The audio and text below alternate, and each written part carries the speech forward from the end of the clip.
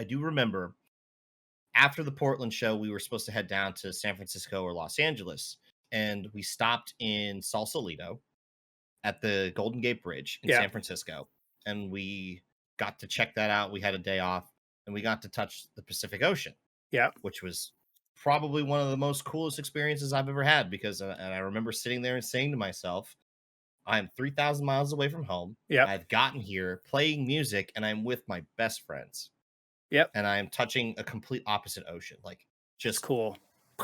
Yeah. never would have imagined that. And I just, having that gratitude in that moment just made it so much sweeter. Nice. Despite the difficulties, despite the challenges, Yeah. it was definitely still an amazing experience. Yeah.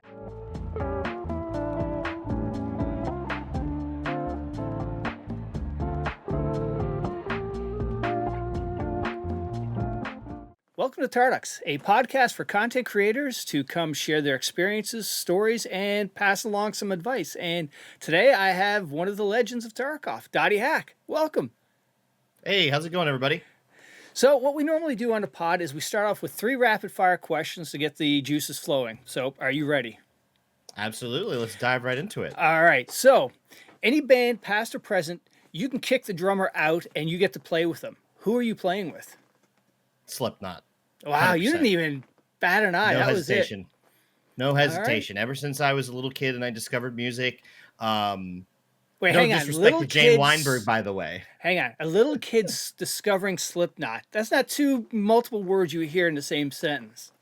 Right. Yeah. So I started listening to music when I was like 8, 9, 10 years old. Like Linkin Park was one of the first bands that I discovered when they started hitting the scene. Yeah. And then I came across Slipknot. I think the first album I'd actually heard by them was Subliminal Verses Volume 3. So I was a little like couple albums down the line. Yeah. But as soon as I heard that and I saw like the outfits and the stage energy, I just got hooked. And like, Nice. if you were to ask me any band on the planet, like I'd say Slipknot is the best metal band of all time. Hands Nice. down. All No right. disrespect to Jay Weinberg, by the way. I love him, and Joey Jordison was one of the greatest of all time. But that would definitely be a mantle I would love to take up. Very cool. All right. Second question. Sketchiest place you've ever played? Like music? Yes. There's a couple of places that come to mind. Yeah. One was Trenton, New Jersey.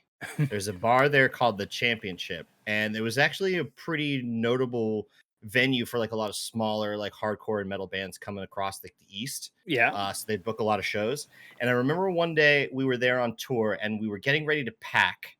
And if you know the streamer Ash IV, he was with me in the band at the time. No way. When this happened.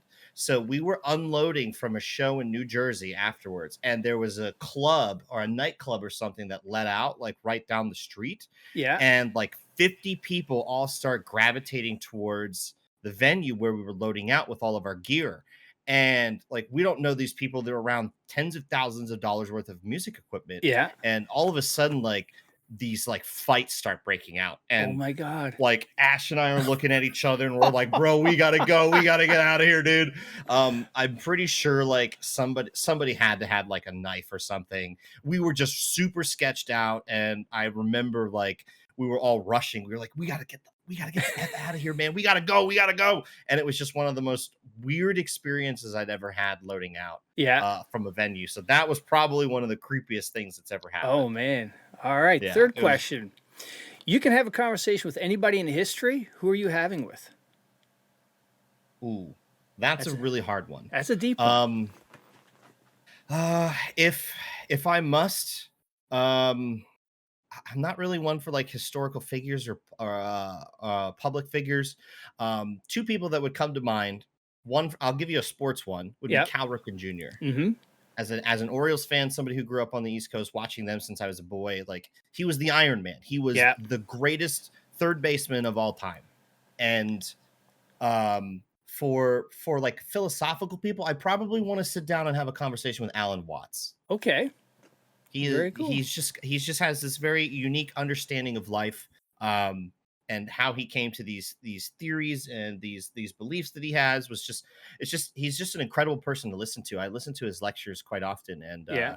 he has a lot of really good like advice to take in. So I'd love to sit down, have a cup of coffee with him and have a conversation if I could.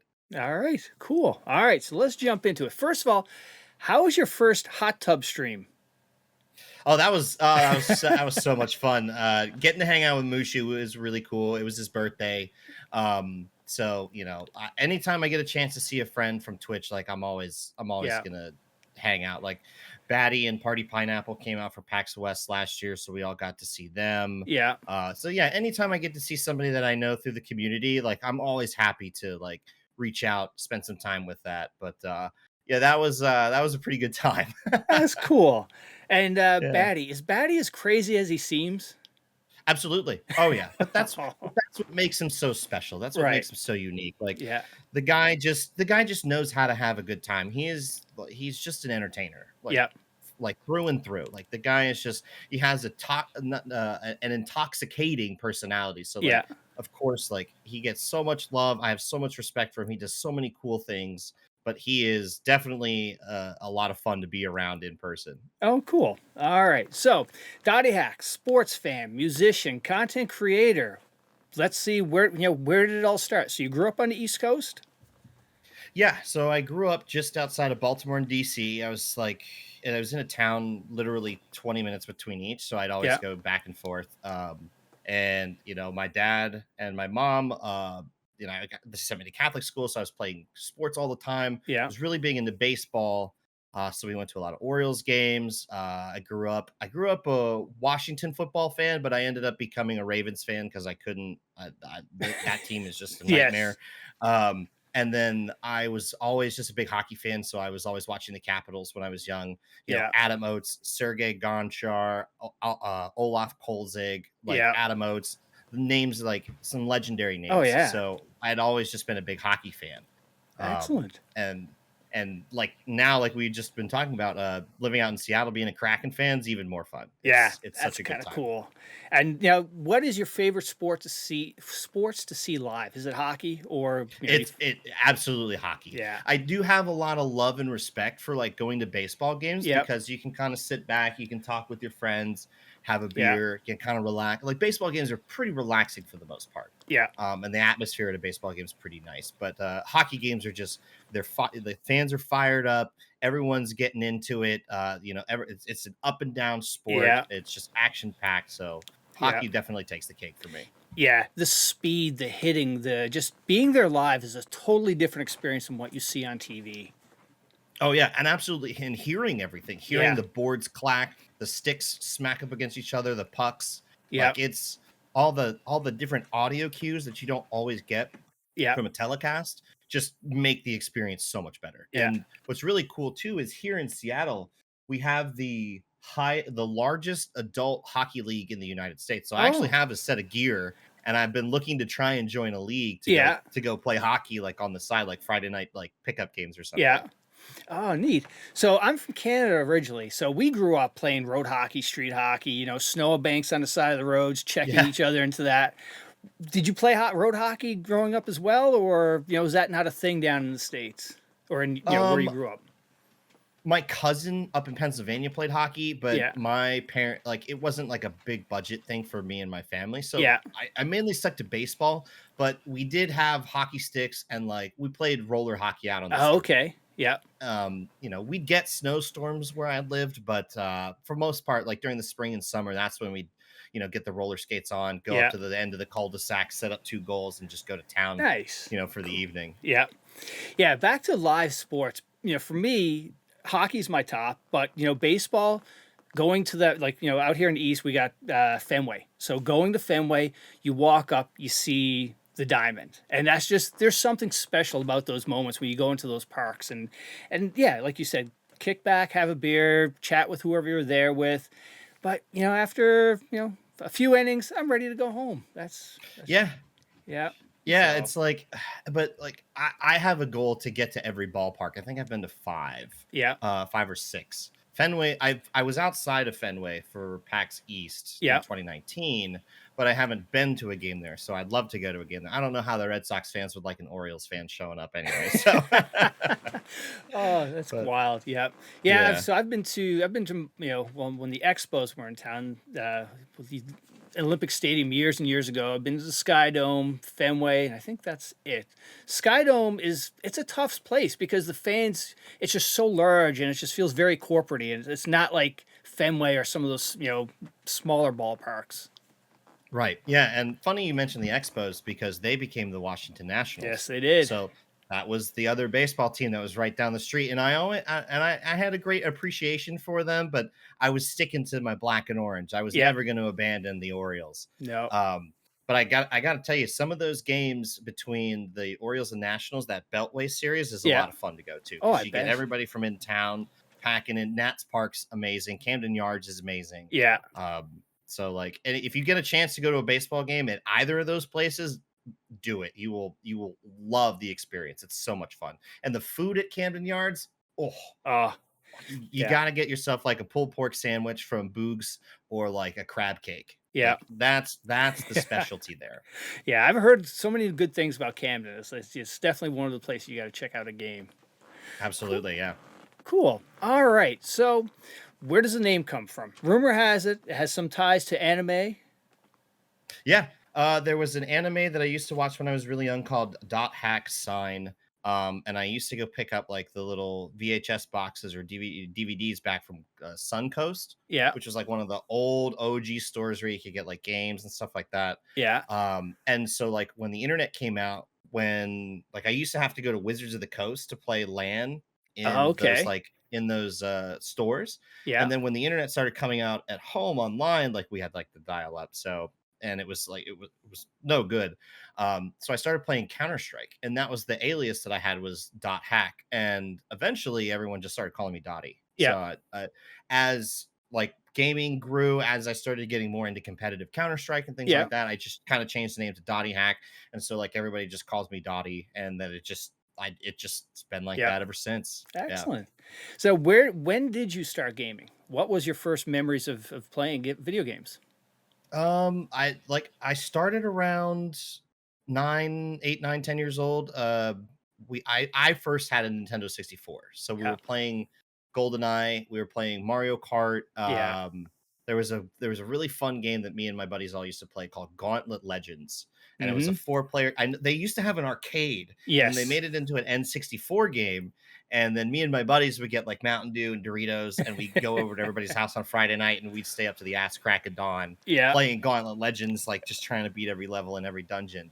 So Nice. that's where it all started for me. And Yeah. then around 2012 ish, I got my hands on my first computer and started playing like Half-Life, Yeah. Battlefield 1942, Yeah. Doom, things like that. And then Counter-Strike came along, and then the rest, Yeah. that Counter-Strike took it from there. Yeah. Now, what was your, if you have to pick a couple of favorite games, what are some of the games, what are a couple of them that really stand out that is like, yep, those were great experiences or still today are great games for you? My favorite game franchise of all time is Metal Gear. Yeah. I got a little display poster back there. Yeah. I love the story. Hideo Kojima just had such a brilliant way of explaining stories and having like immense levels of like unique gameplay. Oh, Like yeah. you got to remember the Psycho Mantis boss fight where you can't beat him unless you pull the controller out and plug it into the second port on your PlayStation, because he's reading your thoughts and knows what you're doing. Oh Just my like God. in my opinion, I think that was one of the greatest franchises of all time. Yeah. Up there as well as Halo. Mm-hmm. The first 3 games had such amazing storytelling. Some of the James Bond games were always really good to go Yeah. back and play, like 007 GoldenEye. Like that's Yeah. just one that like is for the ages. It's for the history books. Yeah. So Yeah, I didn't get sucked into the Metal Gear game series until Phantom Pain, and that one just blew my mind. It was so good. oh There were man. so many ways you could do your missions. Right, yeah. So if you have the ability to, if you get your hands on like a PS3, I think, Yeah. you got to play Metal Gear Solid 3 Snake Eater. That is like the origin story of the Yeah. game. So that's where the timeline starts. Oh, And okay. Phantom Pain is based off of the ending events of Big Boss Mm-hmm. from Metal Gear Solid 3. Okay. So that's where like that arc starts. Yeah. So I Okay. think I want to say that started in like the 70s, 80s, and then yeah, the Phantom Pain was like in the late 80s going into Mm-hmm. the 90s, and then the newer Metal Gears like Metal Gear Solid 2 and 4 were Solid Snake, not Big Boss, so it's his like clone. Yeah. It's such a good story, and if you play it, you'll be sucked into it for probably like 30 plus hours if you watch Yeah. if you're a cutscene person. Yeah. I Okay. love watching all the cutscenes. So like there's an ending cutscene in Metal Gear Solid 4 that's like an hour long. Oh my And God. yeah, so it's just rich storytelling. Like Yeah. you don't get games like that anymore. No. Yeah. He's out there. Some of the stuff he comes up with, like, holy crap. Yeah. Yeah, It's I haven't wild. played Death Stranding, but I've wanted to try that, and Yeah. I've heard that he's making a follow up to that. So Yeah. Cool. All right. So before we get into the whole streaming aspect of things, so you were a professional musician touring the country. When did you start playing drums? And what made you pick this drums?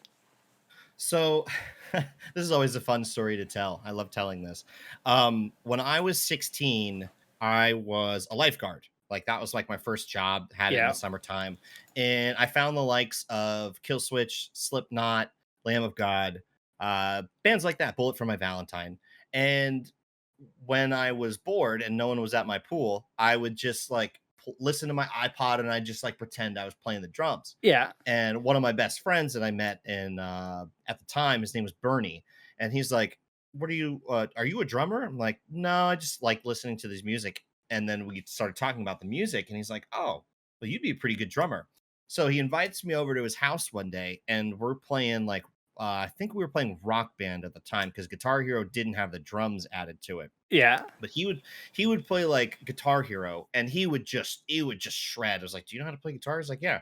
It's like pulls out this BC Rich Warlock that he had. It was Oh super God. cool looking. And then we got on Rock Band, and I started playing on the drums, and I was actually pretty proficient at it for a long time. And he's Yeah. like, "You're pretty good at this, man." I was like, "Oh yeah, I guess I am." So for my 18th for my high school graduation, and my parents hated me for this, I asked them for a drum set, an acoustic drum set. Okay. So that summer in 2008, I got my first acoustic drum set, and Bernie and I started a band in our basement. And we played it. We played a couple shows before like that ended up fizzling out. Yeah. But that's where it all began. It Oh, all no way. began parents' basement with the drum set. He'd brought over his little combo amp with his Yeah. BC Rich. We started writing a couple jams, played a couple shows. We did like a battle of the bands thing in like 2009, Yeah. which was so much fun. Like all of our parents come out, cheering you on, all that stuff. So that's where it started. And then I found a couple other groups that I joined where like we were signing a record deal and we started touring, and Yeah. like it started to become like a very professional thing. And it's something that I've always just loved and enjoyed. And having played Tarkov for about 5 years, like Yeah. I'm so happy that I have like the ability to play drums in my house and just like whenever I Yeah. want. Like that is the biggest like that's like the biggest passion of mine. I'd say I'm probably more passionate about music than I Yeah. am even gaming. Yeah. Oh wow. So now how did you end up meeting Ash then?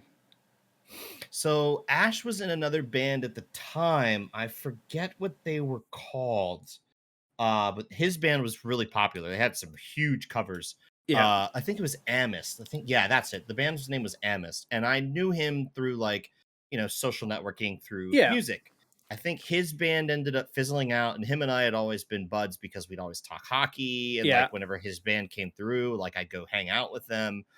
So eventually I asked him if he wanted to join the band, and he did, and we were like lights out. Like I get photos popping up on my Facebook like 7 years ago, and it's me and him like decked out Oh, in black no paint, way.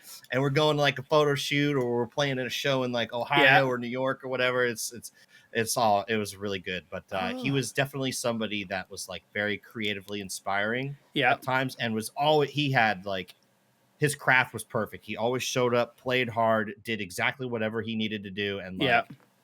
like he nailed it every Oh, time. And very yeah, cool. so Now, like when he started getting into Tarkov, he's yeah. like, wait a minute, you played Tarkov? And it was like, I think like Battle State had retweeted something of mine on their Yeah. launcher, and it's like, no way. And it was like, you play? And then we were just like, what? Oh my So god, yeah. Mind it's really blown. cool.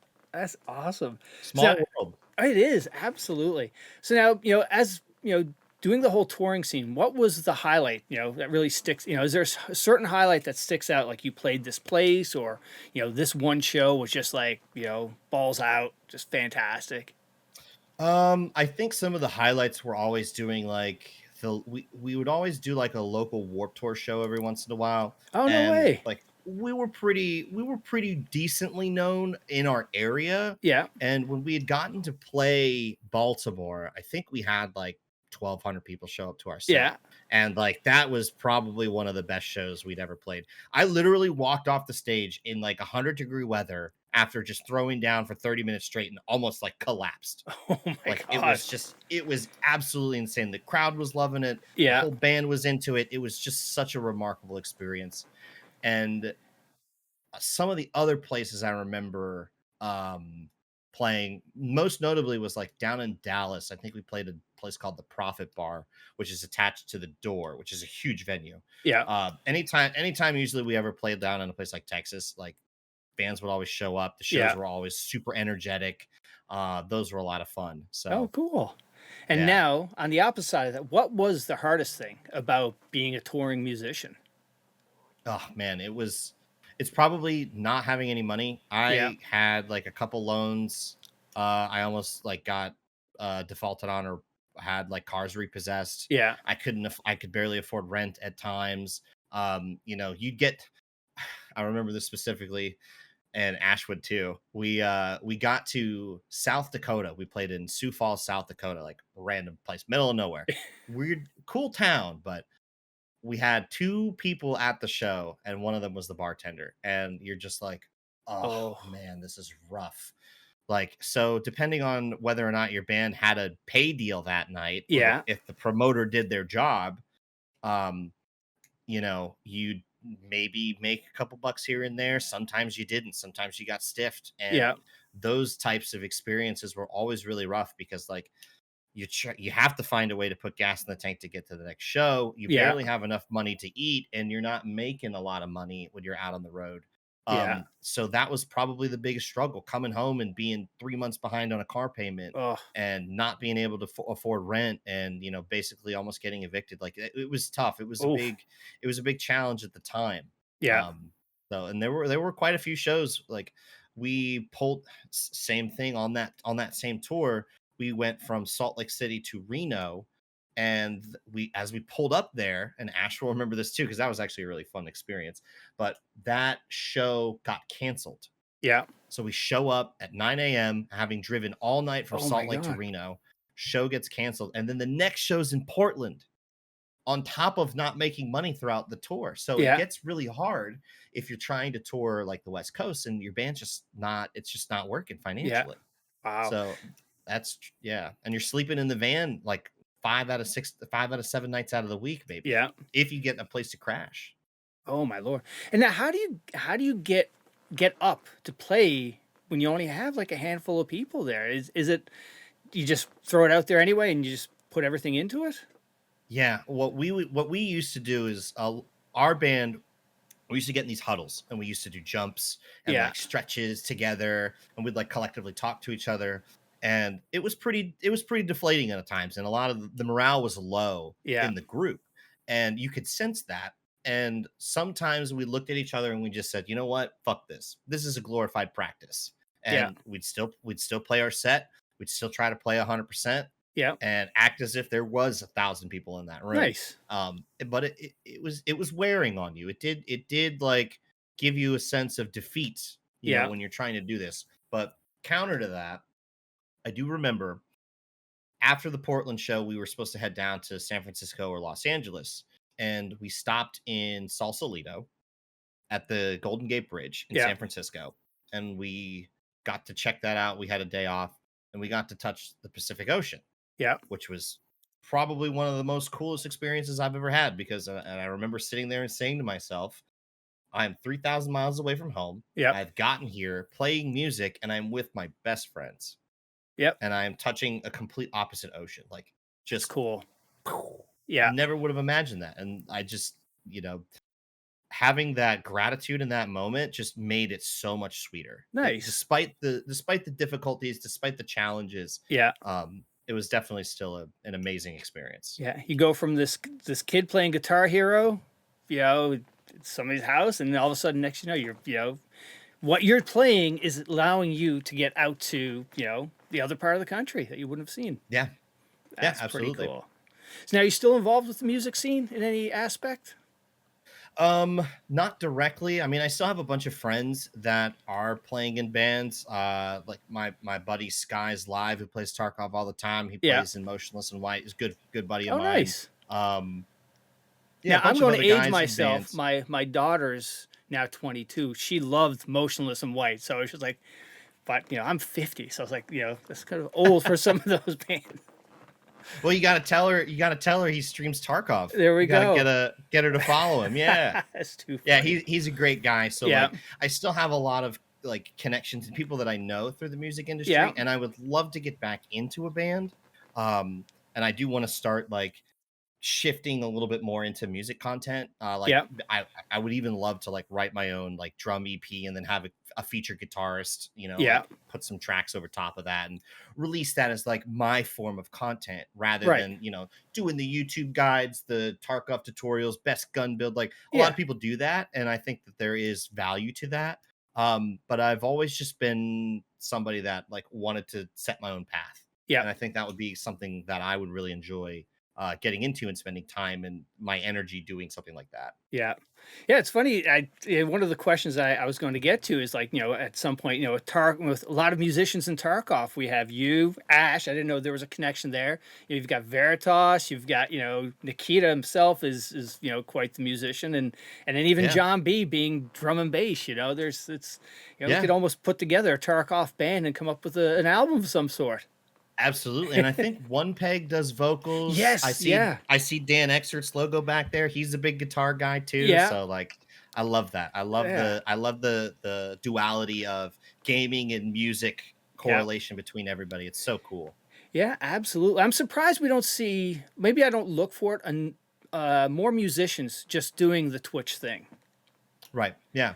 I will browse through that category oftentimes and like I'll specifically look for drummers. There's a ton of DJs, but like Yeah, there are some guys out there that are really good on the drums, doing their thing. And then yeah, I'll see somebody that I know like through the music industry getting their Twitch channel up, like Herman Lee from Dragon Force. yeah, And I'm just like, oh, this is so cool. Like it's so cool to see all these musicians like embracing Twitch for the type of culture it is and how powerful it is yeah, to connecting with your audience and just being able to have that type of engagement with them. yeah. Absolutely, yeah. Because you as a musician now you have that direct chatting back and forth while you're it's nowhere near that live show experience, but still it's a way for you to connect to your community at least.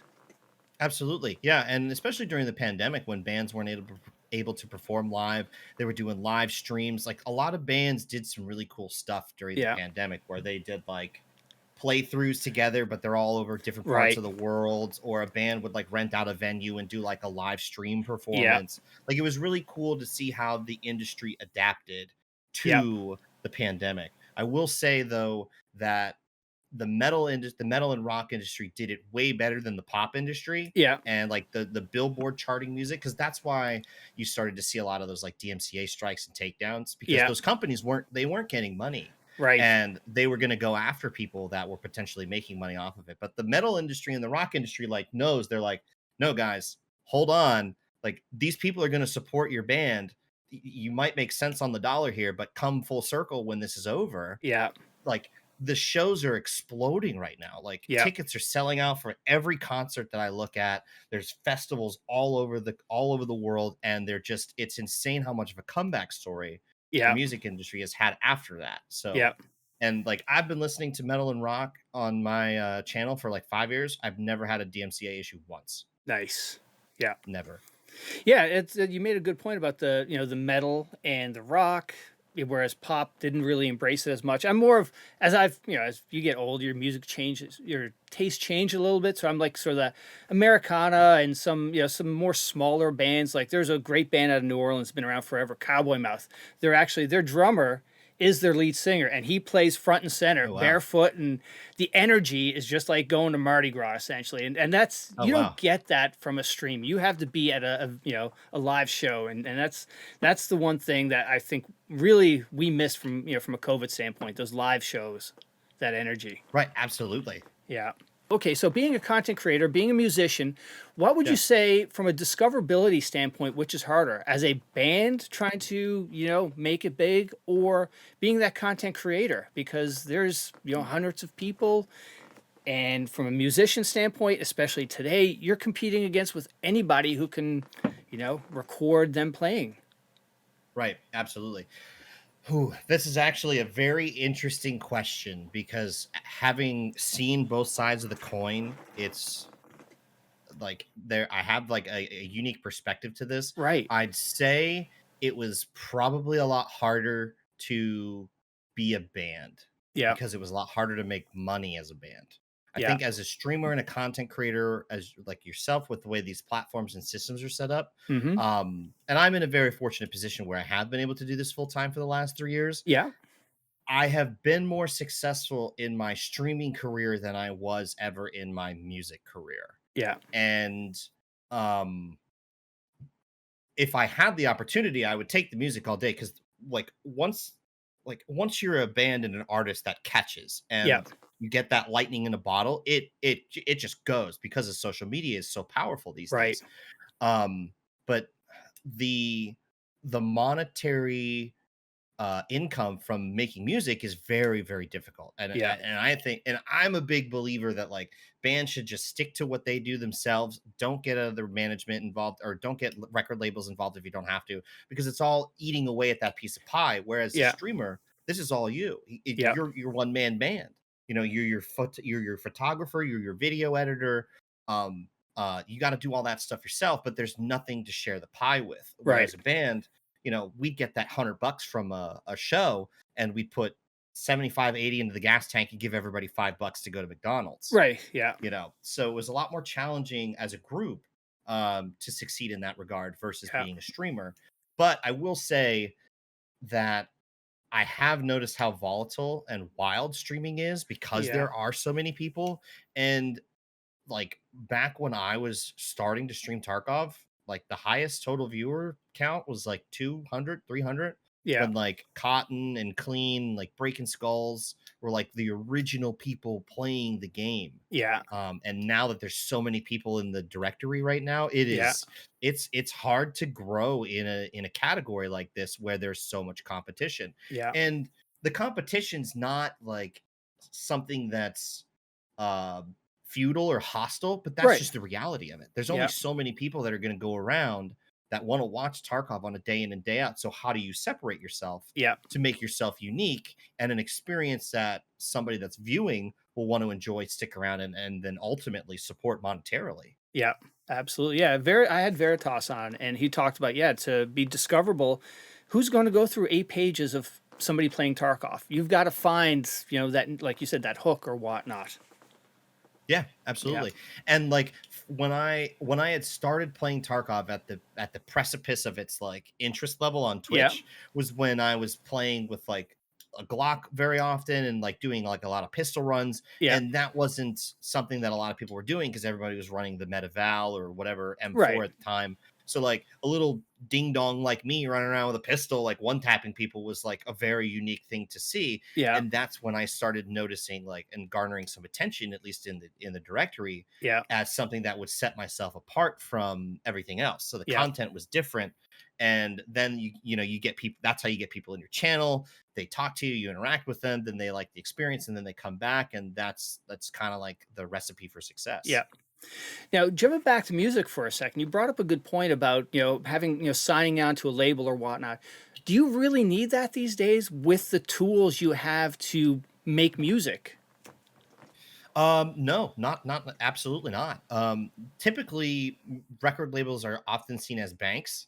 Yeah. in the eyes of bands, where Uh, they'll fund all your projects. Like if you need a music video done, they'll pay for it, yeah. but you're gonna have to return that money, usually with not much interest at all. Yeah. But you have to make it back in like percentages, from your album sales, from your merch sales, all that type of stuff, to ticket sales, all that kind of stuff. Yeah. So that becomes where it gets to be dicey. Okay. So as like newer artists, I would just say learn how to do all that stuff on your own, because the technology is there. It's right Yeah. at your disposal. And in fact, another friend of mine, his name is Noah, and he plays in a band called Bad Omens, and they self-recorded and produced their entire new record that they just released through an album, or a record label called Sumerian Records, Yeah. which I believe then in turn takes that the finances that they were supposed to be given for the album can now just Yeah. be put into other resources like promoting merch, tour support, things like that. Yeah. So it's not as, it doesn't feel like as much is owed to record labels. So I definitely would encourage bands to just, shoot your shot, do the thing yourself. And, if push comes to shove where you need to make that decision and the opportunity is there, and you're given a favorable deal, then consider taking something like that off the table. Yeah. But until then, like, the more you can do on your own, the better. Yeah. And now, what helps a band more, like buying the album or actually going seeing them tour? Absolutely going to see them at the show. Yeah. So, like I was just alluding to, usually the album sales have to be recuperated to the record label, Yeah. but mostly where bands will actually generate a lot of their income is from ticket sales and merch sales. Yeah. So if you're going to a show, if you're buying the CD, great. Buy a hard copy and Yeah. listen on stream whenever you can. But then like pick up a shirt. That's usually where like they're gonna make the most profit from. And honestly, just going to see them live means the world. Yeah. Like I could see it on, and I've been going to a ton of shows lately here in Seattle. That's kind Yeah. of one of the reasons why I moved here, was it's such a musically eclectic town. Yeah. And so like I'll go to these shows and I can see the vocalists in the band and their eyes light up and they're so excited to have like 1,500 people back in front of them playing live, and Yeah. like the words of affirmation that they express on stage is just like, you can tell like they've needed this for so many years, and it's Yeah. so impactful and important. It's just as important to them as the music is for all of us. Yeah. Very cool. And now, you Yeah. actually, another thing I wanted, who are some bands people should check out, or musicians? So I'm going to a really cool show here at the end of the month. Era, the band called Era, ERRA, is doing a headliner with Thornhill, who's from Australia, Alpha Wolf, they're also from Australia, and then another band called Invent Animate, which is a really cool, like progress, or like gent metalcore style band, I think from the East Coast. Yeah. That's a good tour. There's a really big band coming up called Spirit Box, which is fronted by Courtney LaPlante, I Mm-hmm. believe, and they're from Victoria, which is Oh, really okay. cool. So a female fronted metalcore band from Victoria. They're like the biggest name in the industry right now. They Oh, are wow. absolutely on fire. Definitely make sure you guys go check them out. Yeah. And my buddy Skies, his band Motionless and White just dropped a new album called Scoring the End of the World. So if you've never heard them, fantastic album. Definitely gotta go give him a listen and go say hi to him when he's streaming. There we go. All right. Well, the pod's over now. No, I'm kidding. I So let's was gonna say I can go for hours, man. Yeah, no problem. Actually, I love to reminisce about some of the shows I've seen, and when one of the oddest combos I had was, I don't know if you remember Live, their Mental Jewelry album from, like, I guess probably late '90s, early 2000s. They opened up Okay. for the Ramones, and it was such Ooh. a diverse band, and the Ramone guys who were there to see the Ramones were like, who are these guys? And it was just, yeah, it Right. was the oddest combination, but Wow. looking, yeah, that was crazy. And Looking then, back at that and getting to see the Ramones, man. Oh, Yeah. you see everybody with the t-shirts nowadays, but Yeah. they're like, do you actually listen to their music? Do you know how monumental this band was? Yeah. And then the other big one for me was the second Lollapalooza tour. You had Red Hot Chili Peppers, Pearl Jam, Soundgarden, also Temple of the Dog matching up. Ice Cube was the rap artist, and then also Ministry. and Oh, Ministry came on just as sun was setting, and the mosh pit was just, oh, it was like, yeah, I still get goosebumps thinking about that. wow. Yeah.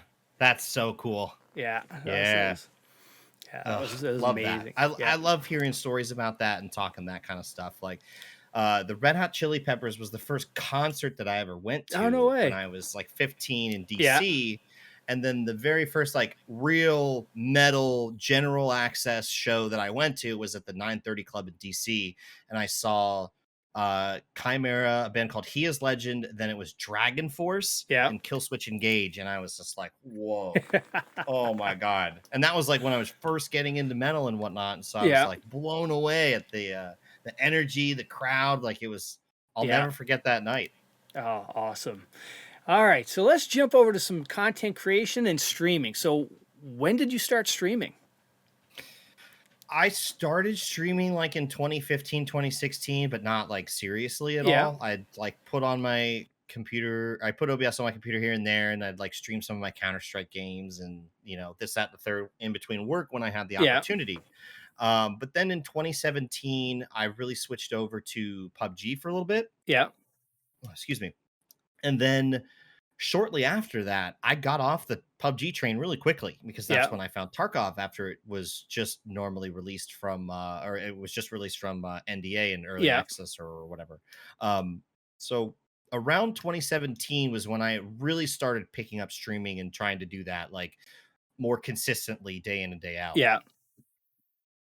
And now, what made you? What was the like? What was the calling for it? Did you just finish? Were the touring days wrapping up, and you were just trying to go for something different? Yeah, I had two shitty dead end jobs that I did not give two flying fucks about, and the band was kind of drying up at the time, and it was just time for me to focus on something else. So Yeah, I was just like, all right, after I get done my shifts at work, I'm not going to go out and party. I'm not going to go out and drink. I'm going to go home and play Tarkov yeah. with some friends and just go ham. Oh, no And way.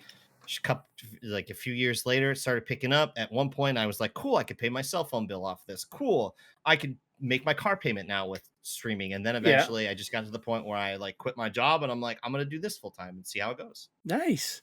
And now, I always ask this question for the people who are doing this. What is yet that experience like when you first get that person in stream who is a stranger you've never, and they start chatting with you? Do you like, holy shit? What, how do I act? How do I engage with these people? Yeah, I found it very hard for me to interact with people initially when I started streaming because I was trying to get them to stay and stick around for as long as possible. Yeah, So I felt like I was a little bit forceful in terms of how I interacted rather than just like now, like people show up so I can just kind of like relax and do whatever and, yeah, people enjoy it. Um, but I do recall like the early stages of streaming where it was like I need to find something to say. I need to fill the void of the silence. yeah, It was so much beneficial for me to play with other friends yeah, and whatnot when I was starting off because like the dialogue was there, the yeah. activity was there. And then when people did come in, like like the focus shifted on them to try and like want Entertain them them, to and get to yeah, stick, yeah, entertain them, get them to stick around. yeah. So that was definitely something that was a bit of a challenge when I was first starting out. Yeah. And now, have you basically, your main game you've been streaming has been Tarkov, or have you switched up along the way, changed things? I have stuck with Tarkov. Usually when the wipes come around, I always like to come back and like do the Yeah. level grind and check out the new content. But usually after you get like around that max level area and then people just start kind of PvPing Yeah. like full blown in Tarkov, that's when it just starts to lose interest because like the bugs and the desync come out and Yeah. like there are like we all know this. There's a cheater epidemic, I guess you could Yeah. call it, in like Tarkov. So it gets very frustrating to play the game when you're just being like punished and like beat down by this because it just doesn't become fun. Right. Thus the viewing experience doesn't become fun either. Like nobody wants to watch somebody mope around and be miserable on stream for No. 8 hours a day. It's just a bad vibe. Yeah. So So now, what do you I change over, or what do you fill in those spaces when that happens? Recently, I tried doing stuff like Daisy, PUBG. Like, oh, going back to PUBG is so much fun. It is. Yeah. It is a breath of fresh air because that game's actually really well done and ironed out now. Yeah. And I would highly recommend people to go back and check it out because it's a good experience. Yeah. But whatever seems to find a similar style genre wise, because I noticed that the Tarkov audience is very niche and fickle, so they Yeah. won't watch like other types of content. Yeah. They'll watch stuff that's quite similar, like Ready or Not, maybe Yeah. PUBG or DayZ, other types of survival games. So trying to find other things to like incorporate is Hmm. definitely a healthy way to not only like get rid of burnout or try to thwart off burnout, but just try to find other things that are enjoyable and fun. And again, like I'm going to go back to music here. That's why I love having this as an option, playing Yeah. drums as an option. Because if I don't want to play Tarkov one day and I just want to rock out, like I can do that, and Yeah. people will, come hang out and do some requests, and I'll do some fun stuff on the drum Nice. kit or whatever. So like just having those things in your pocket is very important. Yeah. Yeah, because you don't want to be stuck playing a game that you're not having fun at. Like you said, nobody wants to watch a content creator who's not having fun. There's Mhm. so many options out there. I can go watch somebody else who's actually enjoying themselves. You don't want to Right. come off that way. Yeah, if you're enjoying yourself, then odds are like everybody else in your community is going to be enjoying you as well. Yeah, absolutely. So now, when did you find out you made Twitch partner? What is your Twitch partner story? Um, this one's actually really fun to tell, and it started in 2019. I had quit my job and started full time streaming in like June of 2019, so a little over 3 years ago. Yeah. And I definitely kicked the bucket way too early on my job. Like it was a terrible experience, and it was very uh, not well thought out. Yeah. So I don't recommend people doing that. But I stuck to it. I was treading water and keeping myself afloat. And then TwitchCon in 2019 happened, and everybody went. I didn't go because I just was not able to make the financial commitment to it. Yeah. And then I ran, or I guess he found me, but I was streaming Tarkov one day, and Summit 1G came by my chat and Yeah. was like, "Yo, what's up?" and started talking to him. And then ultimately, like I got to play a few games with him in Tarkov, Oh, no which is way. really cool because like he's somebody that I've always looked up to. He has a huge following and audience. Yeah. And after that, the viewership skyrocketed after that. Oh, shoot. And like word was going around, and like Tarkov was like Summit was playing Tarkov in the second and third. Yeah. And at that point in time, I started realizing that, like, all right, this is going to be a good opportunity for me to make a partner push. Yeah. Um, so after I had played with him for a few months, he eventually went off and went back to like GTA RP or something, Yeah. and I stuck with Tarkov. So around January of 2019, I had put in like two applications. My first one got denied. Yeah. And then the second one finally came through, and I was just like, "You're kidding me! Like this? Oh my goodness! Like this is real? Like what?" Yeah. So I always have to go back and think about, had that not happened, had that I had not had that opportunity to play with somebody like Summit, would I have made Twitch partner Right. even to this day? Like Yeah. it's still a question that remains, because viewership fluctuates on Tarkov. Some months I'll have like 150 viewers average. Some days, some months it's like 60, 70. So it's Yeah. really volatile. Hmm. So I have to go back and just give credit to where credit is due. And if that hadn't happened, I don't know if I would have made Twitch partner at that point. Yeah. Wow, So that's fantastic. So now, I'm assuming you probably got raided a couple of times, possibly by Summit or some other bigger people along, over the years. How do you deal with that influx of going from, like, say, X amount to double X or triple X? Like all of a sudden your chat is this. all the biggest piece of advice that I'll give to people is just stay the course. Yeah. Just stay the course. And people are going to buy into it or not. Like you can't control what the people are going to do or to say. Are they going to follow you? Are you going to sub? So don't force people to follow you. Don't force people to do any of that. Like Yeah. the best thing I would always suggest is just stay cool and stay the course. Keep doing you. Do what makes you you and unique, and then the support will come around and people will find you, and they'll come back. Yeah. So it's incredible when people spread the love. I've always tried to raid other people in the community that I feel like could use a couple extra eyes. Maybe Yeah. they need a help getting to like affiliate or something. Yeah. Like I find a lot of value in that, and the best thing you can do is just keep doing what you're doing. Yeah. So Excellent. Now, what would you say is some of the toughest things of trying to be a content creator? Definitely discoverability, Yeah. because that is a challenge. And what I've noticed over the last few years, at least especially with me, is that if you aren't putting content out on other platforms, you're basically invisible. Yeah.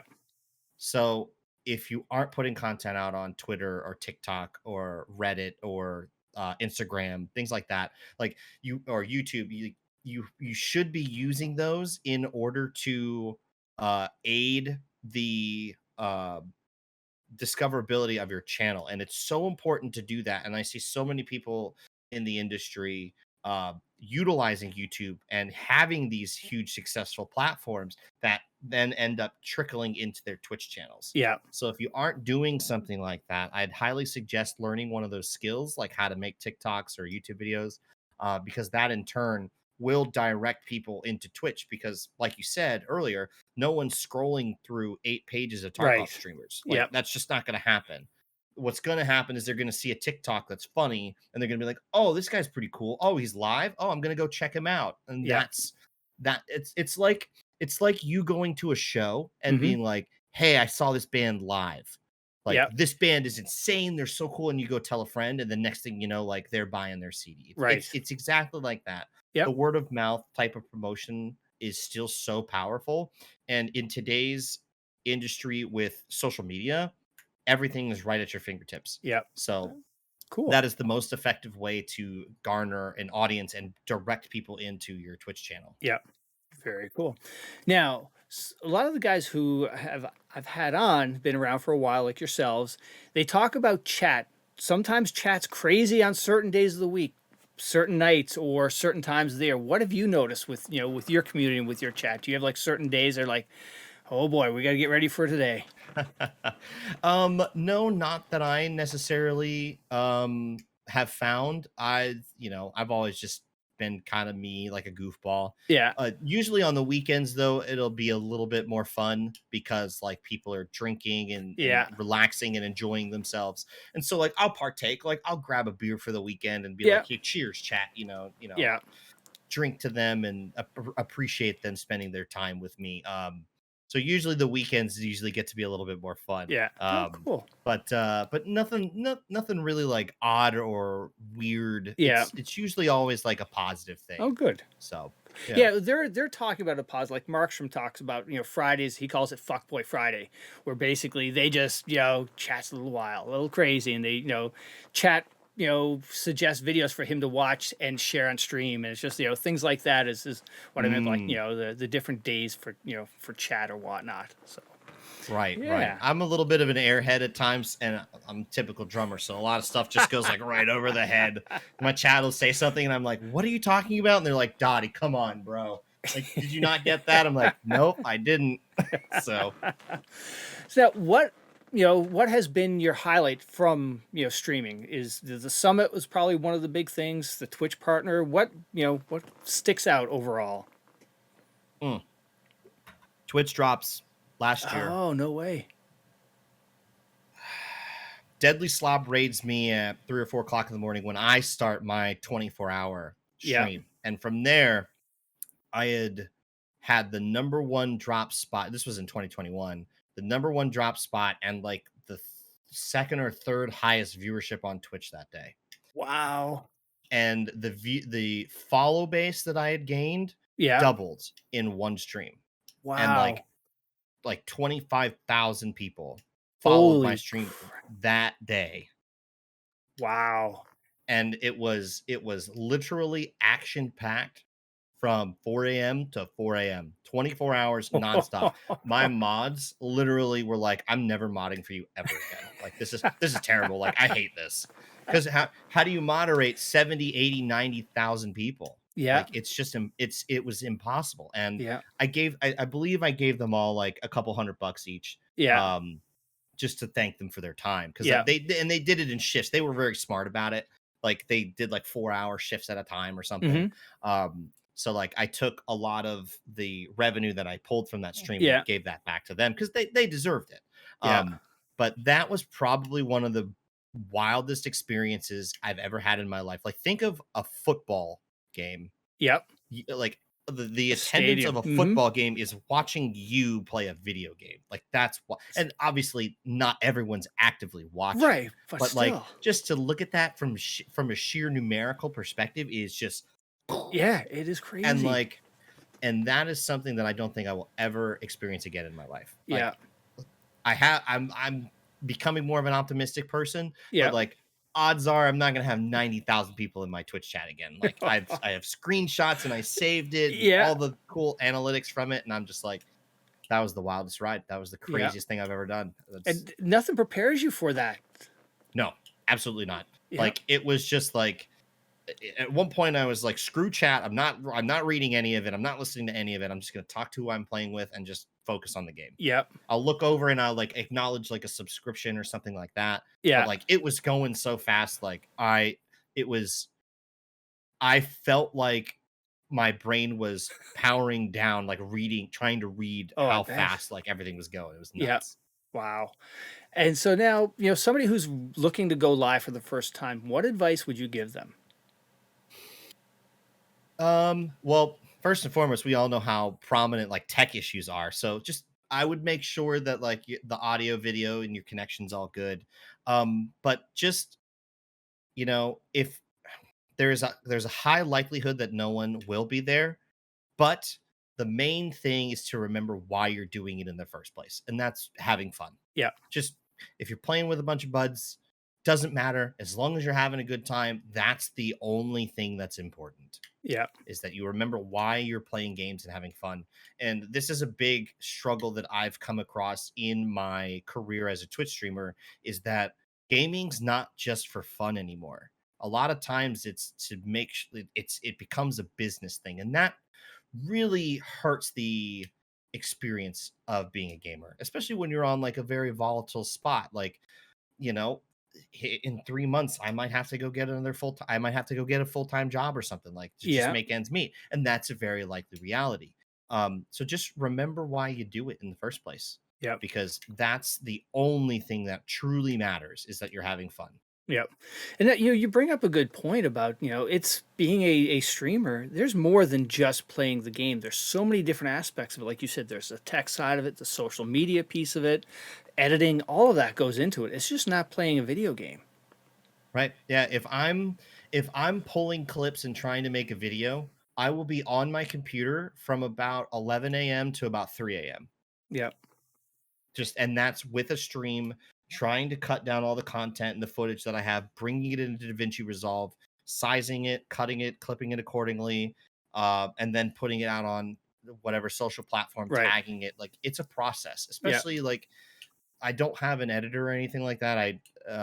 It's not really like in the budget. Yeah. Like Ash is a good example. He does all of his content on his own, Yeah. but I can imagine he's probably on the computer 12 to 14 hours a day. Yeah.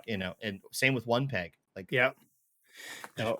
just just doing that is like, it's exhausting, and I don't think people realize how much time and effort does go into that. Yeah.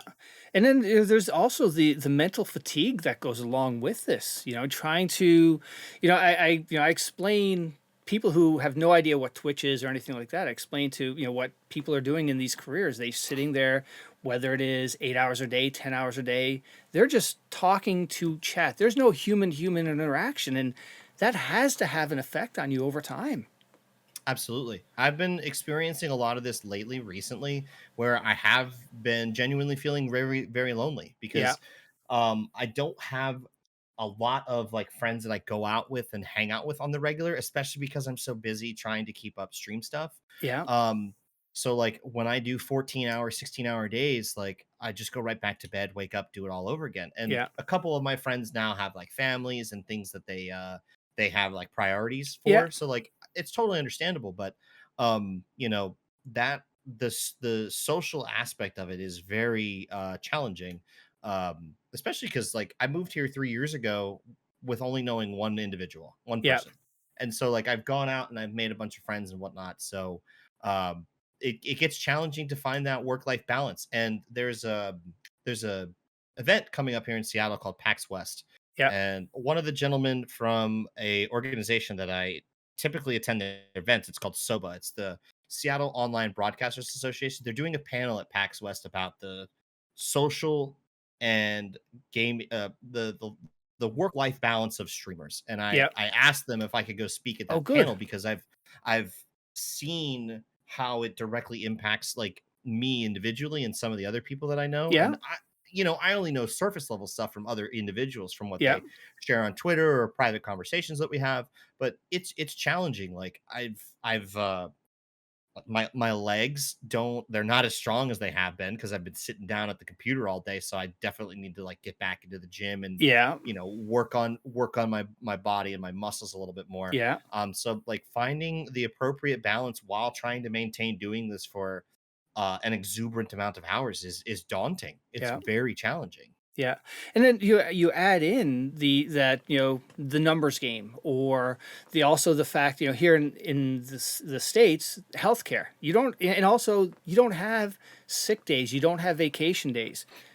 It would be nice if somewhere along the way, some organization, some of the gaming, something put something together. If you achieve a certain status within Twitch or YouTube or whatever platform you're on, you earn some days off that compensate you something, because it's just not healthy over time if you do this 5, 10 years. Right, yeah.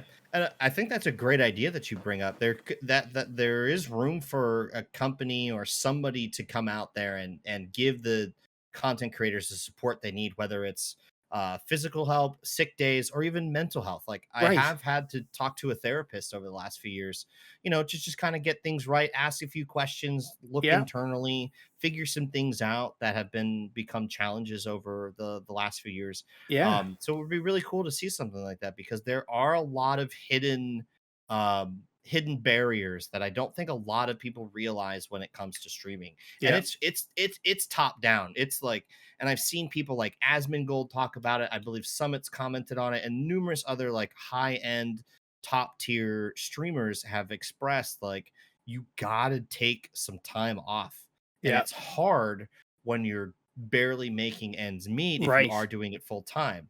Yeah. So you really have to try and figure out how to make it all work Yeah. and do whatever's best for you. Yeah. Definitely. Yeah, because your mental health is so important. If you're going to jump into this space. Yeah.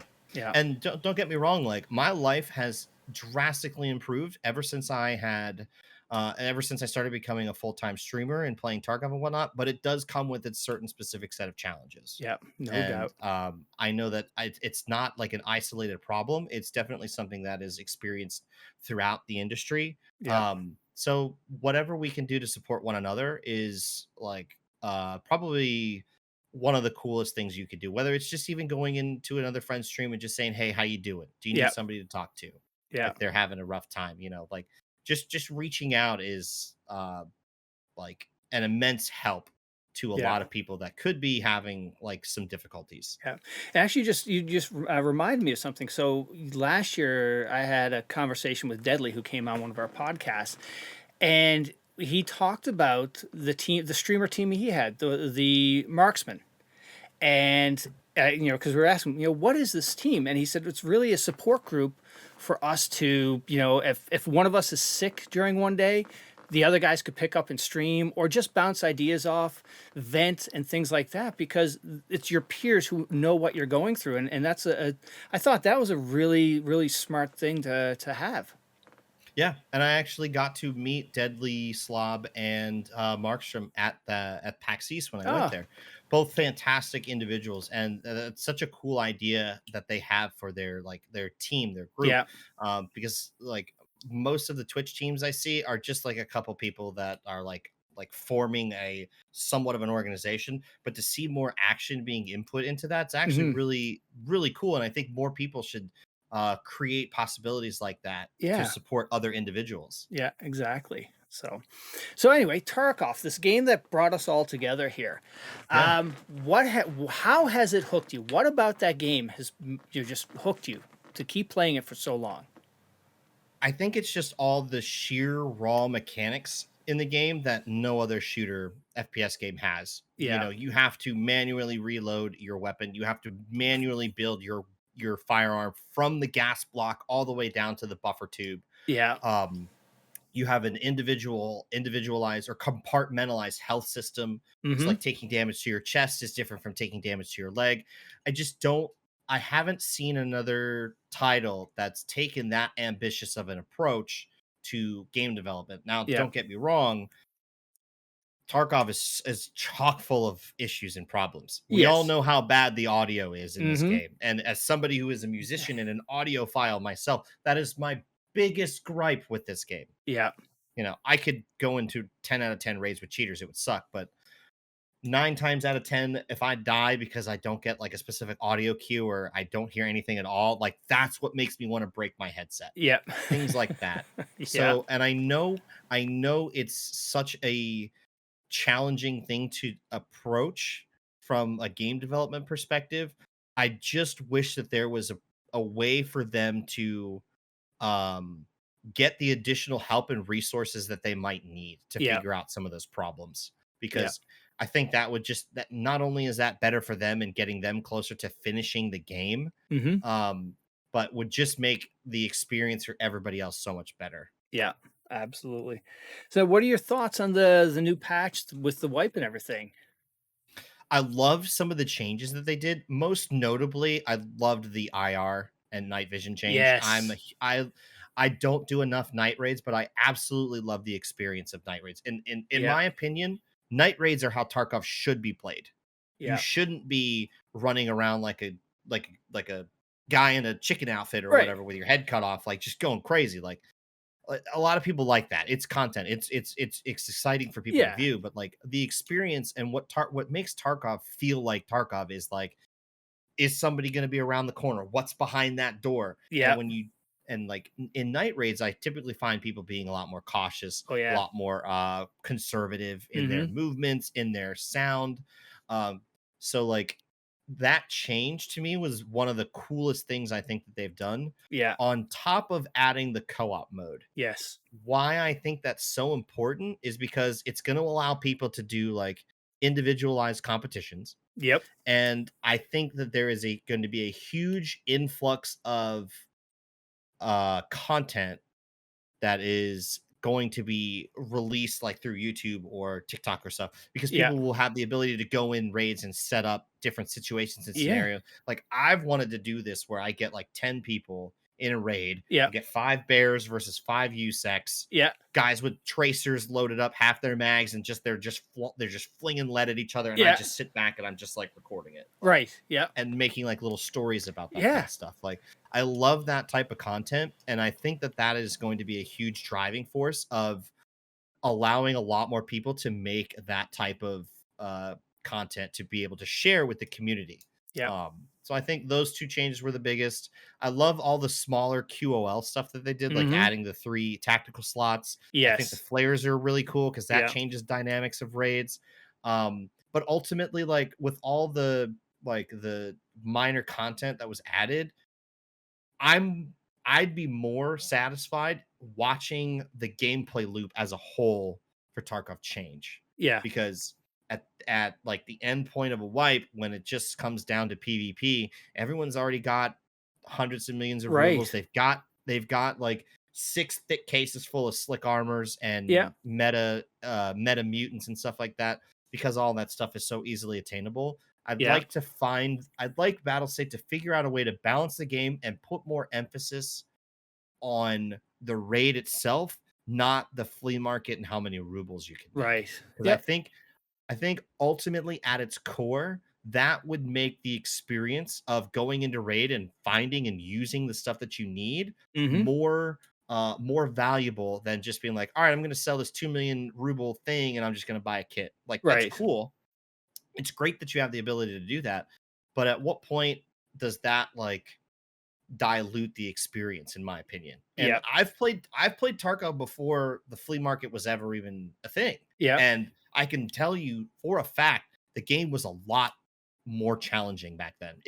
Tarkov is easy mode right now. Like Yep. me and all my friends have like 10 plus million rubles. Our survival rate's like 80 plus percent. Yeah. Like it's not hard to fill your bag, make 1 million rubles, and walk out of Right. a raid. Yeah. So what I think would be really beneficial for the game's experience is to take all that stuff that people so highly value, Yeah. and put more of that in the raid and add more flea market restrictions and Right. make it so that people have to really scavenge and look for these pieces that they use that are meta. Yeah, absolutely. Yeah, and that's why, with 12 when 1212 did the civilian fleet, I thought that was a big improvement. Yeah, Yeah. absolutely. And reducing the armor and the ammo that you can get. Yeah. So it's not as you're not getting people running around with 995 or M61 and one tapping, two tapping you like Right. constantly every raid. There are still some calibers out there that I think are too meta. Like they moved 762 BP to Grenadier, which I think is a cool change, but I Hmm. don't think it stops or slows anything down. Right. No. And in fact, it would just make it so that all the streamers and all the guys that have more time are Yeah. going to get that and have that advantage over everybody else.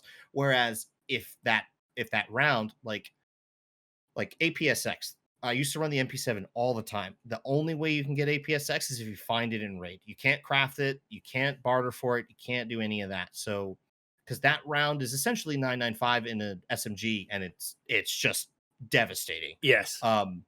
But with a round like 762 BP still being able to like two tap level 5 to the chest, Yeah. I just don't think it should be on a trader. It should be found in raid only, Hmm. and I- that just makes firefights so much more engaging. Like Exactly. I'll ask you this question: why do you love the wipe so much? Because it levels the playing field and brings everybody back down to that level playing field. You're not running up against the giga chats. It Right, makes the exactly. firefights extended, and those memorable moments that everybody loves, those 15 to 20-minute encounters of cat and mouse chasing somebody down. Yeah, that's what sucks us all into Tarkov. And by the Yeah. time we get to endgame Tarkov, it's nothing like that. Yep. It's super soldiers, it's armor, it's ammo that can pen anything, and like fights become 0.2 second TTK, and Right. that's why people stop, Yep. because like those that have more time are obviously heavily favored, Yep. but it's because they know how to work the system of the game Yep. so that they get those insane advantages over those that don't have the time. Yeah, they're racing to get that armor, to get that ammo unlocked, and then it's game over for them at least. Yeah, we're 3 weeks into wipe and people are already getting their kappas. Yeah. So, and it's not the streamer's fault for No. being able to dedicate that much time. It's how easy it is to progress through the Right. system and how easy it is to acquire all these meta attachments and ammo and all that Yep. stuff. So, Absolutely. I feel like when that changes, I feel like Tarkov will be a whole new game. Yep. I agree.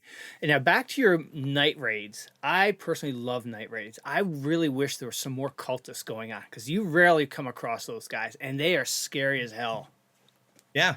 If they didn't have, I mean, I haven't done a whole lot of night raids, so I'm like not as experienced as I should be on this. Yeah. But even if they didn't have meta gear, like the fighting them at night is really wild and bizarre. Yeah. So even if they didn't have meta gear, but they were just more frequent, I Yeah. think that would make raids a lot more fun. Like the whole purpose of Tarkov is like it's predicated off RNG, so everything has to be dynamic. And the Yeah. more dynamic you can make these raids, the more fun they are. Yeah. Because you never know what you're gonna get. No, that's the love of that game. Like if you're going through Interchange, you don't know if you're going to come across a 5-man as you're picking some filing cabinets. Like okay, lay still. Do I engage these guys? Do I let them go? It's just it's crazy. Yeah. Yeah. Absolutely. So now, what's your favorite map to play? Oh, this has changed over the years quite a few times. Yeah. I will say, as a huge Counter-Strike fan, I love Labs. I hate the way that it's played, and I dislike how cheaters have Hmm. like kind of ruined that map because it They was the most have. valuable map. So I love that map just from a sheer design perspective. Not to mention it also runs flawlessly. So Yes. there's that. You get all the FPS there. Currently though, I just love playing customs. I Yep. I know the customs loop. I know the progression and flow of customs. I feel like it could use one or two more changes, but I feel like that's the best well-rounded map for PvP, loot, PvE, and it's just a fun experience. Yep. Honestly, though, I miss the way Interchange used to be back in point eight when it first came out. When it Yeah. first was released, it didn't have AI. It was Yeah. all players and player scavs, and that was so cool. Yeah. Um, and the lighting was a lot better before they changed it. But that was before Reserve, before Labs. Interchange was the Oh, juggernaut map. absolutely. That was Yep. the 5-man attack 2 meta AK Alton Yep. like squads like rolling up into the mall, and like I feel like the PvP experiences in Interchange are the best, Hmm. but the way that that map has shifted and changed over the different wipe cycles and Yeah.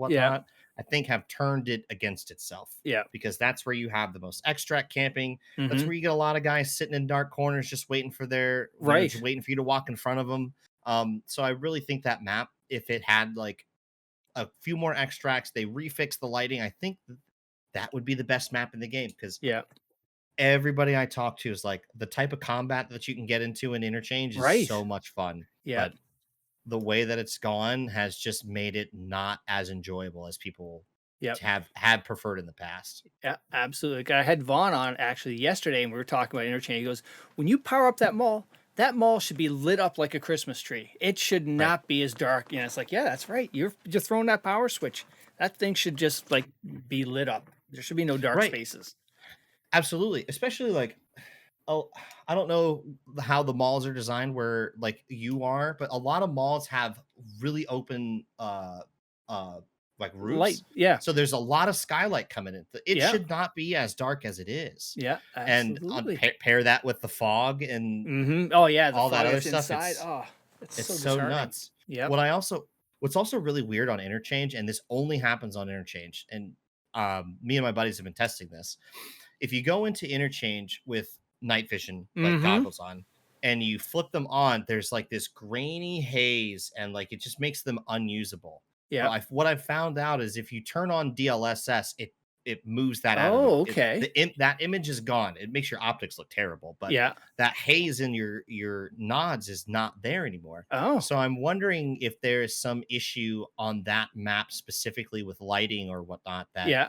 makes it less than ideal, because it's not an experience that I have on any other map. Any other map I bring nods on, throw Yeah. them down, they're good. They're good to go. Yeah. But on Interchange, that's the only one where there's an issue. And if I turn DLSS on, it fixes it. Yeah. So I I think that there's something to look into there, from the development perspective, Yeah. because if I feel like if they change that lighting back to the way it was, it'd just be so much Yeah, better. because you even notice that if you take a thermal into Interchange versus custom, there's a big difference of Yeah. quality. Yeah, there's definitely something funky going on in there.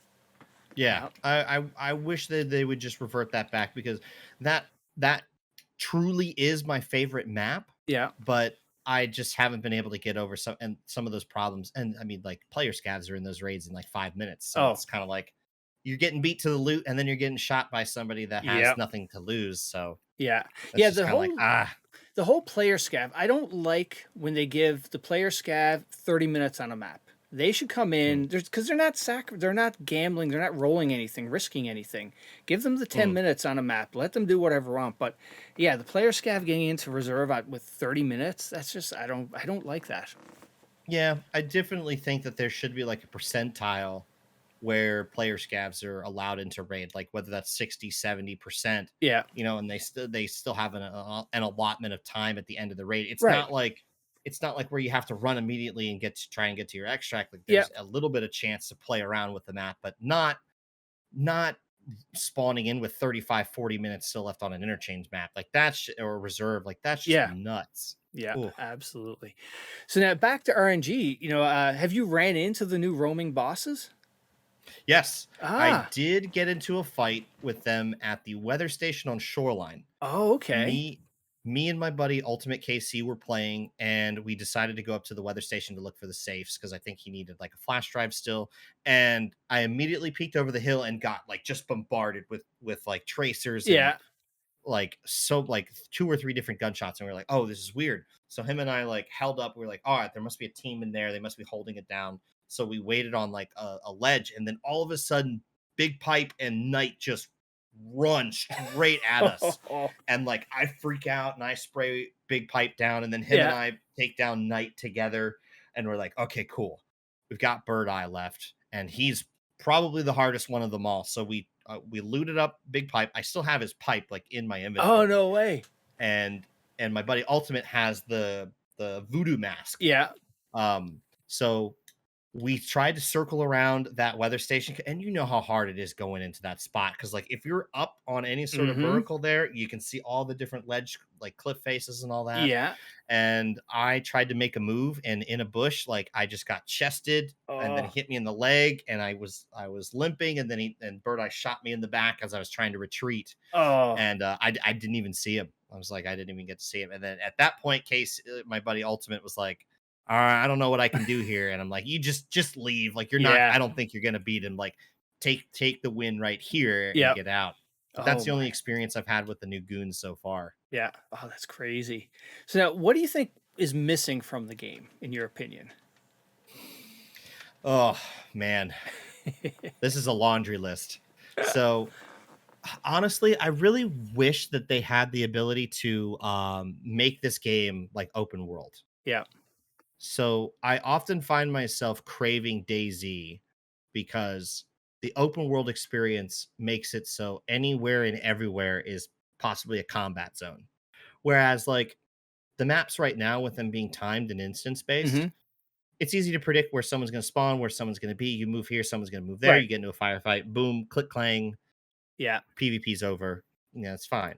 Um, it would just be a way more. It would just be such a unique experience to get to play Tarkov in an open world setting. Yeah. And I think that's honestly one of the biggest things that would completely change Tarkov as a whole. Yeah. I don't think. I think, as far as I'm concerned, Battlestate said that I don't think they're going to a full open world project. I don't think they know how to do it Yeah. because it's very difficult from how they've started developing the game. Right. Um, but that would probably make the game truly the way it's meant to be experienced. Yeah. Yeah, because Um, right now, because if you know the extra or the spawn points, the senior people who are playing this game, the experienced guys, the vets, they know where everybody's spawning, so they'll run, get a quick kill, and then that person who just spawned in, they're dead within the first minute, just yep. because they don't know, what's coming at them.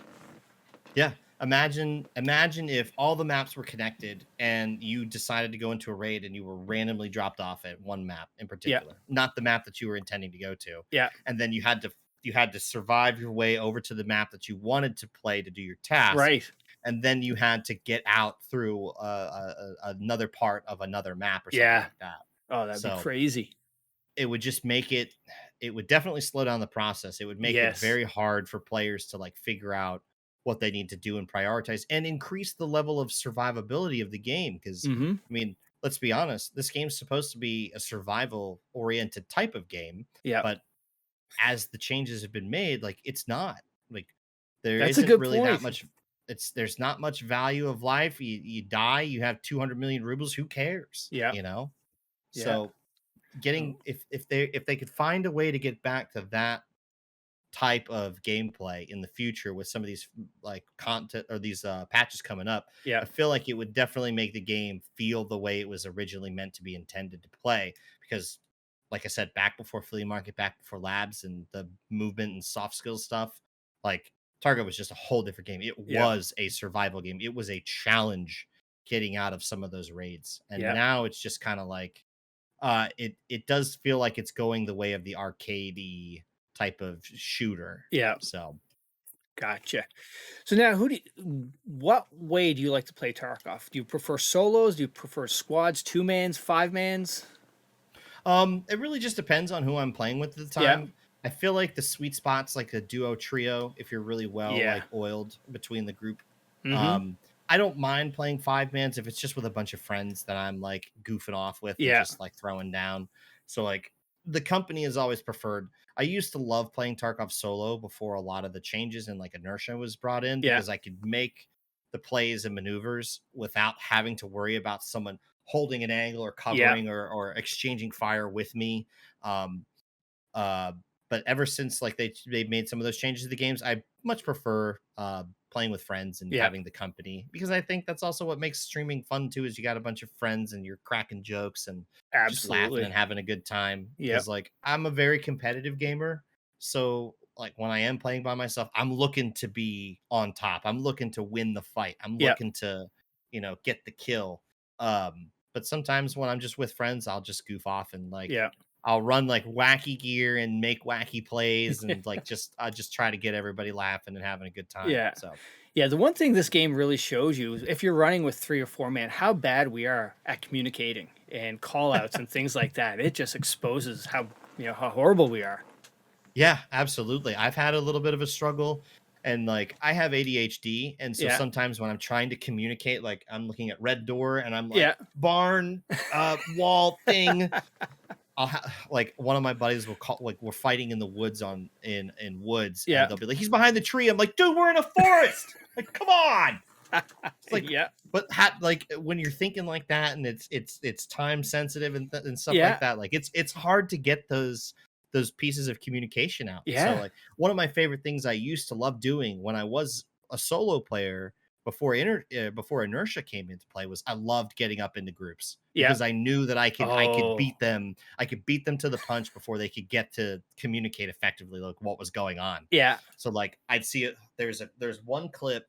Um, there was one clip where I was on labs and this 5-man opens up server door and like they start walking in and I clipped one in the head with a ketter, got the second one, fell back. They were trying to figure out what to do. I got behind like a server unit, Yeah. switched out, pulled out my Glock as the other one started to push me, hit him, naded one, then one pushed out after I threw the nade and clipped him. And like just getting in between teams like that was a lot of fun. But it's a lot harder to do now with Yeah.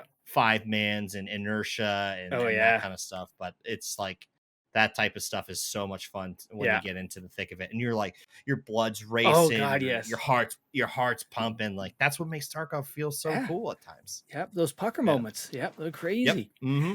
Yeah. Yeah. So now who do you normally roll with? Who's your crew of people? You said Casey's Um. one person.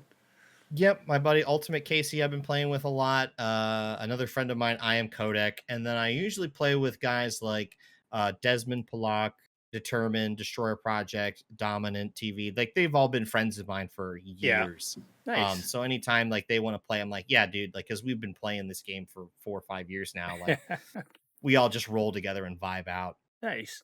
All right. So now you get to pick an all-star Tarkov squad you get to roll with. OGs, current guys, you say their names. They're there for a 5-man squad with you. So who are the 4 people you're picking? Ooh, a 5-man squad. Okay. All-stars. Yep. You name it, they All are there. stars. Going Ghost Freak, Yep. Warren, Yep. Willers, and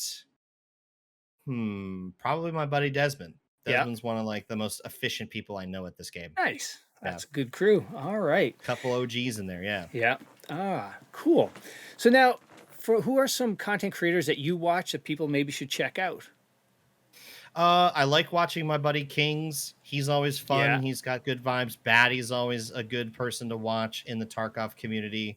A couple of guys I don't get to watch often are like my UK EU buddies. But like Dan Exert is a Mm-hmm. big morning guy. I love getting to talk to him every time I get a chance. Yeah. Deadly Slob's always one of the kindest acts that you'll Yeah. ever meet. Really good guy. And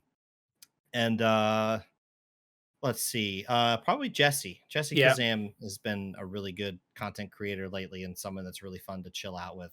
Yeah, So good people. And that's, Yeah. this goes to the whole, I think, the Tarkov community. So I've really just been into the Tarkov community, and I've got nothing but great things to say. Everyone's been so, so good, just, easy to talk to. Everyone's sort of ready to help each other. What's your experience been? You've been around this community for a while and you've experienced other communities. How does Tarkov community compare?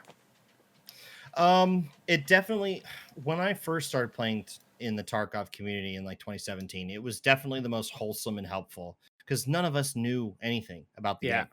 We were all trying to figure it out. We were all trying to figure out the quests. We were all trying to figure out who needs what, like, we were literally all figuring it out back in the day. And that's kind of when that's when Pestilly and Deadly Slob were putting out a lot of those guides. Yeah. And they were like super helpful for so many people in the community.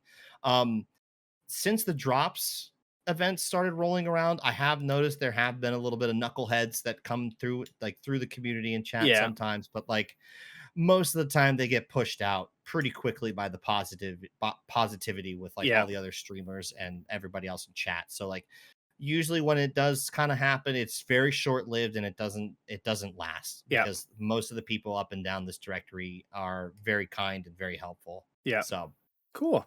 I think also part of the reason why it goes that way is because it's an older gaming crowd. You're not having the tweens, the teens being a large portion of it. You have, people like us, 30s, 40s, late right. 20s really playing this game. Yeah, I'm 32 now. And most of the main bulk of the audience that I see from my chats between like 23, 24, and 30 something years old. Yeah. And then, like, you have you have a little bit more of a mature crowd, not as much of like the younger crowd that would Yeah. probably like a Fortnite or a Rainbow Six Right. or something like that. Yeah. So yeah, Cool. I think that is a testament to like the kindness and genuineness of Yeah. this community as a Yeah. whole. Definitely. So now you log off, you're not streaming. What are you doing? What are some of the things you like to enjoy? Other than playing music, obviously. I've been making a lot of food lately. Oh, So nice. I've been cooking a lot at my house and trying to make like random things that I've never tried before, or Yeah. like that's been something that's a lot of fun. I'll also try to go out and go like recreational shooting with some friends every Yeah. once in a while. Just trying to learn, get some skills, get some drills down, just trying to figure some of that stuff out. Yeah. And then if not that, I'm headed down to the barcade, grabbing a beer, Oh, nice. playing some pinball, Yeah. Oh, that's something like that, or fantastic. going to a concert. Yeah. Yeah. Now, what are a couple of dishes that you've tried and you've been surprised by? So I've been making like a really good chicken bruschetta pasta. Yeah. That's been awesome. Oh. And I've also been trying like some finger foods that I've never really attempted before. Like last night I made twice baked potatoes or potato skins. Oh, So like yes. some days I'm just like, I kind of just want to like have a little bit of just some finger food, Right. Yeah. just something fun. Yeah. And like, just throw some potatoes in the oven, cook it up, throw some sour cream, cheese, little Mm-hmm. bacon bits, cook all Definitely that stuff bacon. up. Yep. And then like I love making breakfast food. Yeah. I'm super into making like bacon and eggs and sausage, coming Yeah. up with like different breakfast sandwiches and stuff like that, or a Nice. burrito. That's the good stuff right there. Ah. All right. You've got to try making some jalapeno poppers. I don't know if Okay. you've tried that. Basically, you take a jalapeno, cut it in half, scoop out the middle, drop in some cream cheese and bacon, and then you Mhm. take a piece of bacon and you wrap it. Ooh, And then you okay. just pop them into the oven, and oh man, they're good. Oh, It's okay. not the Do you dip them? healthiest, but it's good. Right, right. Do you use any like dip for them, or do you just eat them No, straight up? you don't eat it because you got the cream cheese as the filler inside the True. bacon Okay. wrapped jalapeno. Yeah, so it's That's true, yeah. oh yeah, not good for you, but yeah, oh so good. Well, a Oh, jalapeno is a vegetable, right? yeah, So, absolutely. So, well, Dottie, you yeah. survived Tarducks. Hopefully, it wasn't too painful. I really enjoyed you, sharing your experiences and stories. Yeah, absolutely, Noob. Thank you so much for having me on. This was a blast. I always love Yeah. getting to talk to people about my experiences and whatnot. So, Yeah. Yeah, but before you go now it's you get to call out somebody. Who should I reach out to and who should come on to Tarducks and have a good story to tell?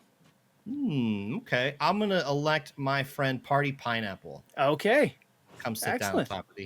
He's a Tarkov vet. He's a streamer vet and fellow drummer. Oh, So okay. he's got Perfect. some good music. He's got some pretty good musical taste, like myself. He'd probably make a great guest on the Tarducks podcast. Perfect. All right, we'll get him on. Well, thank you so much, Absolutely. man. Nice meeting you. Yeah, it was very nice to meet you too. Thank you so much, everybody that listens, and hope you guys have some wonderful Tarkov raids.